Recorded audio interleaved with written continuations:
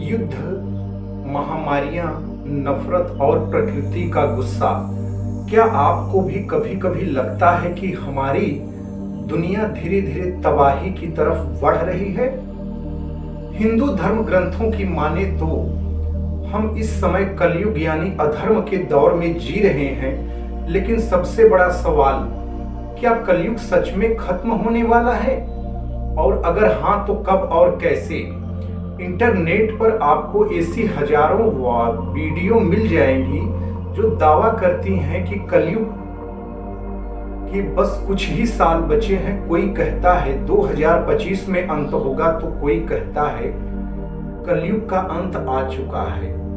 लेकिन आज के इस वीडियो में हम किसी अंधविश्वास या व्हाट्सएप फॉरवर्ड की बात नहीं करेंगे। आज हम पुराणों के श्लोकों, खगोलीय गणनाओं और आज की जमीनी हकीकत को मिलाकर इस रहस्य का पर्दाफाश करेंगे। नमस्कार दोस्तों, इस वीडियो में आपका स्वागत है। चलिए सबसे पहले बात करते हैं समय की।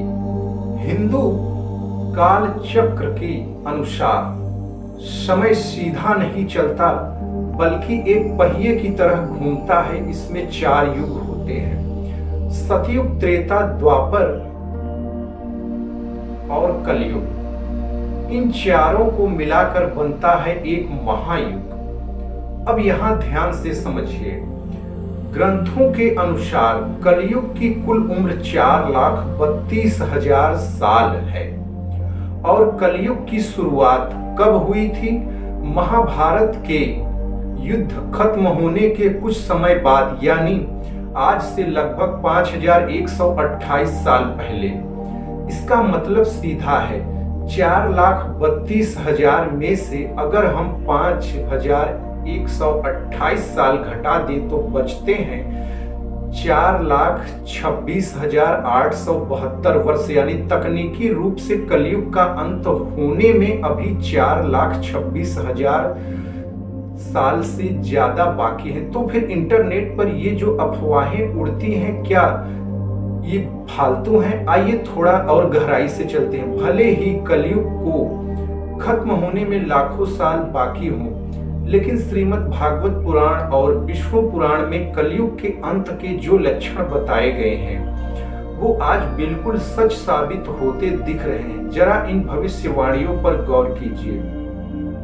पहली बात, इंसान का कद और उम्र। पुराणों में लिखा है कि कलयुग के अंत तक इंसान की अधिकतम उम्र सिर्फ 20 से 12 साल रह जाएगी और उनका शारीरिक कद बहुत छोटा हो जाएगा। दूसरी बात, रिश्तों का खात्मा। न विवाह की पवित्रता रहेगी, न परिवारों का सम्मान। लोग सिर्फ पैसे और ताकत के भूखे होंगे। और तीसरी बात, प्रकृति का प्रकोप।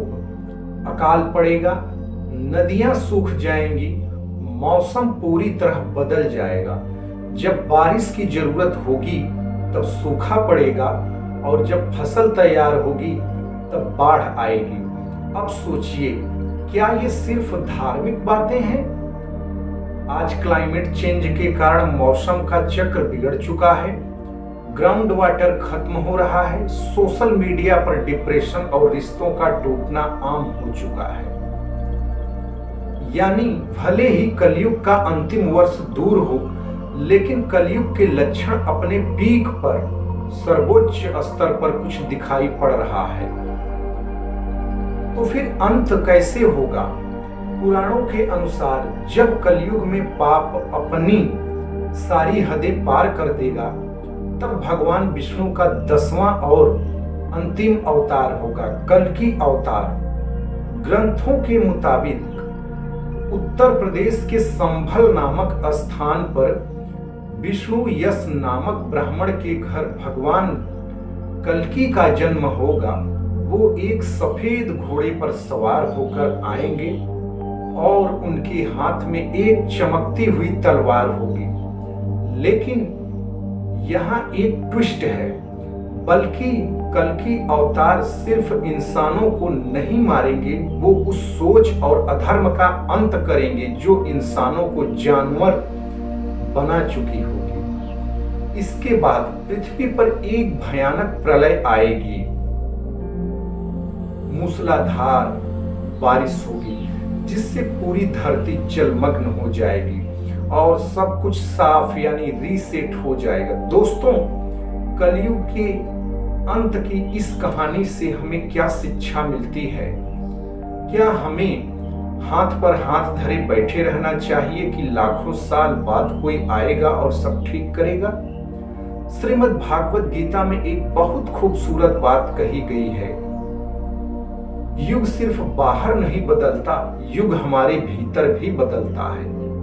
अगर आज हम नफरत छोड़कर किसी की मदद करते हैं तो हमारे लिए उसी पल सतयुग की शुरुआत हो जाती है, और अगर हम लालच और ईर्ष्या में जीते हैं तो हम खुद उस हिस्से का कलयुग जी रहे हैं।